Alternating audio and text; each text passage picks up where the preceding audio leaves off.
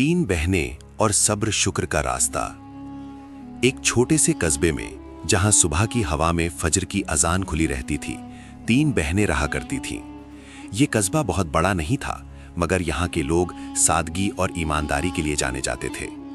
इन्हीं गलियों के आखिरी सिरे पर एक पुराना सा मगर साफ घर था, जहां तीन बहनें रहती थीं, आयशा, मरियम और फातिमा। उनके वालिद का इंतकाल तब हो गया था जब फातिमा बहुत छोटी थी। कुछ साल बाद उनकी वालिदा भी एक लंबी बीमारी के बाद अल्लाह को प्यारी हो गई। उस दिन के बाद से जिंदगी ने इन तीनों बहनों का इम्तिहान लेना शुरू कर दिया, मगर उनके दिलों में ईमान, सब्र और तवक्कुल की रोशनी हमेशा जिंदा रही। आयशा, सब्र और जिम्मेदारी की मिसाल। आयशा सबसे बड़ी थी।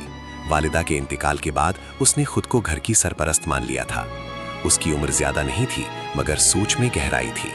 वो हर रोज फजर की नमाज के बाद हाथ उठाकर दुआ करती, या अल्लाह मुझे सब्र दे, मेरी बहनों की हिफाजत फरमा। वो सिलाई का काम करती, कभी किसी के बच्चों को पढ़ाती ताकि घर का खर्च चल सके। थकान उसके चेहरे पर कभी नजर नहीं आती थी, क्योंकि उसका यकीन था कि हलाल मेहनत कभी जाया नहीं जाती। मरियम, शुक्र और खामोशी का किरदार। मरियम बीच वाली बहन थी। वो कम बोलती, ज्यादा सुनती और हर हाल में शुक्र अदा करती।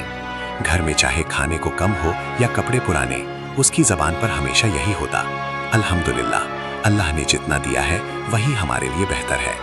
मरियम कुरान की तिलावत से दिल को सुकून देती थी। जब भी घर का माहौल भारी होता, वो मीठी आवाज में आयतें पढ़ने लगती और घर में एक अजीब सी राहत फैल जाती।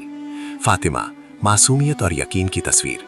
फातिमा सबसे छोटी थी, मगर उसकी बातों में एक अजीब सा यकीन होता।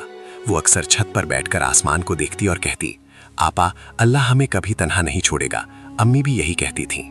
उसकी मासूम मुस्कान आयशा की थकान और मरियम की खामोशी दोनों को हल्का कर देती थी।